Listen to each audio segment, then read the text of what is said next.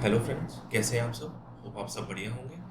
Friends, पिछली video में हमने जाना था कुंडली में D1 नेटल चार्ट के बारे में, उसमें बेसिक हाउसेस के बारे में, कितने तरह के हाउसेस होते हैं। आइए इस वीडियो में हम थोड़ा आगे बढ़ते हैं और इस लर्निंग प्रोसेस को लेके और समझते हैं कि एज एन कुंडली चार्ट एक हाउसेस के अंदर क्या क्या डिफरेंट राशियाँ होती हैं, जिसे हम साइंस भी बोलते हैं, और इन साइंस को क्या क्या लॉर्डशिप असाइन होती है।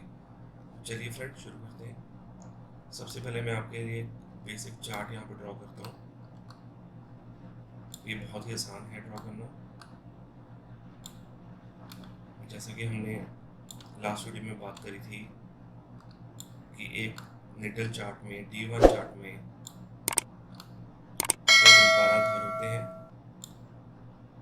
1 2 3 4 5 6 7 8 9 10 11 एंड 12।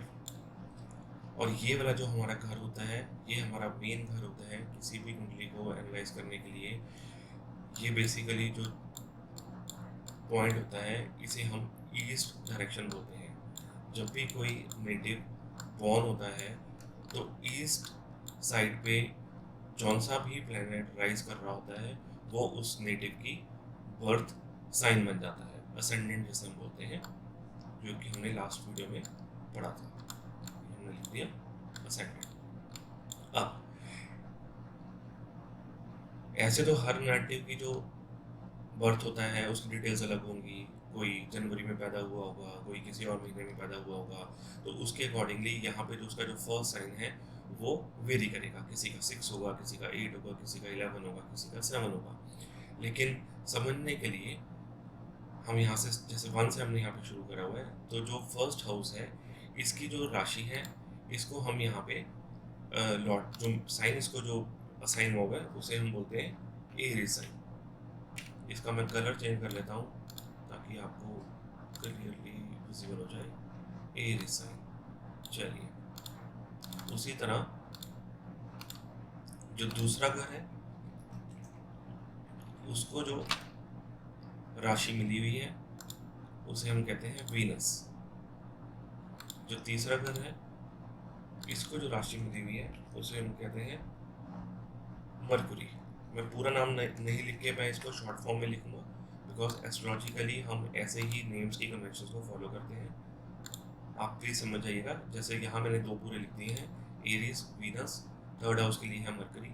इसी तरह फोर्थ हाउस के लिए जो डिफॉल्ट राशि है, जो साइन है, वो है मून। यहाँ पे हम मून लिखते हैं।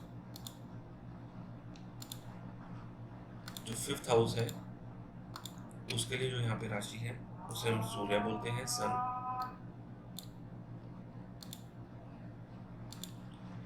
जो सिक्स्थ हाउस है उसके लिए जो राशि है वो भी मरकरी ही है। यहाँ पे समझने वाली बात ये है, कुछ घर ऐसे हैं जिनको एक यूनिक प्लैनेट की लॉर्डशिप असाइन है, लेकिन कुछ ऐसे हाउसेस हैं जिनको, जो ड्यूल हाउसेस कहते हैं, उनको ड्यूल लॉर्डशिप है। जैसे हाउस नंबर 3 और हाउस नंबर 6, इसका जो लॉर्ड है वो दोनों ही मरकरी है। वेरस जैसे ये एरीज है, इसका जो है वो मार्स है। आइए आगे चलते हैं, इसको थोड़ा साइड में करते हैं। जो हाउस नंबर 7 है, इसको जो लॉर्डशिप है वो भी वीनस प्लैनेट की है। जो हाउस नंबर 8 है, अगेन मार्स को रिप्रेजेंट करता है।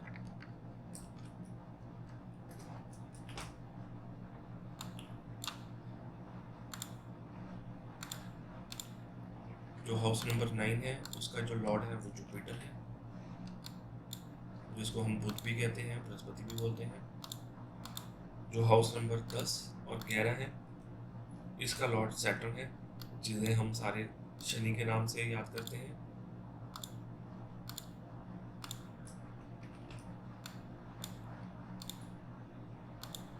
और आखिर में जो हाउस नंबर 12 है उसका भी लॉर्डशिप जुपिटर है। तो कहने का मतलब हाउस नंबर 1 और हाउस नंबर 8 को, सॉरी यहाँ मैंने इसका साइन लिख दिया, मुझे यहाँ पे इसका प्लैनेट लिखना चाहिए था। इसका भी जो प्लैनेट है 1 और 8 का जो लॉर्ड है वो मार्स है। चलिए मैं इसको यहाँ पे ऐसा लिख देता हूँ।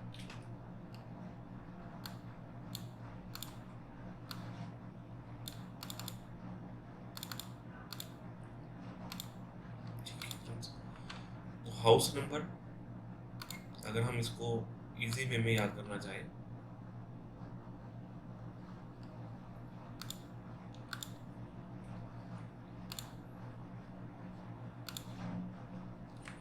हाउस नंबर 1 एंड 8 की लॉर्डशिप मार्स प्लैनेट के पास है। हाउस नंबर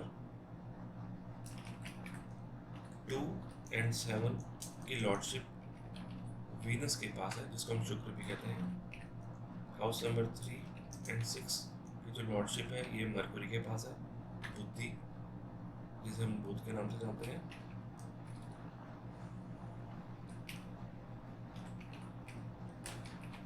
हाउस नंबर 4 तो मून की लॉर्डशिप है।